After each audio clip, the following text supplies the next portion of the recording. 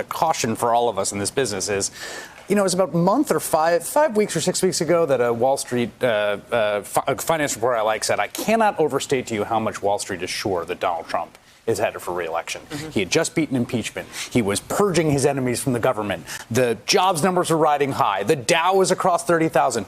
We are in a totally different universe right now.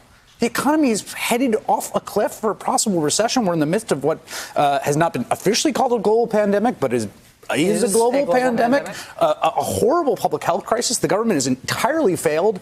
And so the sands have shifted so quickly as the basic underlying framework for the choice that we're making as an elected, as a people, for the mechanics that elections are going to happen. Do you think people are going to be going to the polls in Georgia in 2 weeks?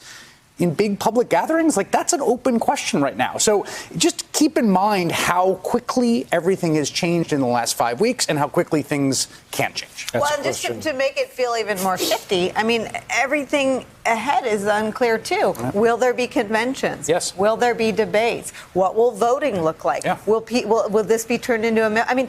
Everything is up in the air, and I don't think that's disconnected from what's happening. Joe Biden is in some ways, the idea that Joe Biden has no organization, he has no ads, he has no field offices, he has a very competent campaign staff, but it's largely the same size as and the same people that have been there since the beginning. So this is a wave election that is totally divorced from the mechanics of campaigns in a way that Obama's win was not, in a way that Romney's campaign. No modern campaign has had this result with these inputs. Without campaigning. A 30-point win in Virginia with one field office there? Yeah. Exactly. And Super Tuesday wins coast to coast with scant visits to any of those states. Yeah. Hey there, I'm Chris Hayes from MSNBC. Thanks for watching MSNBC on YouTube. If you want to keep up to date with the videos we're putting out, you can click subscribe just below me or click over on this list to see lots of other great videos.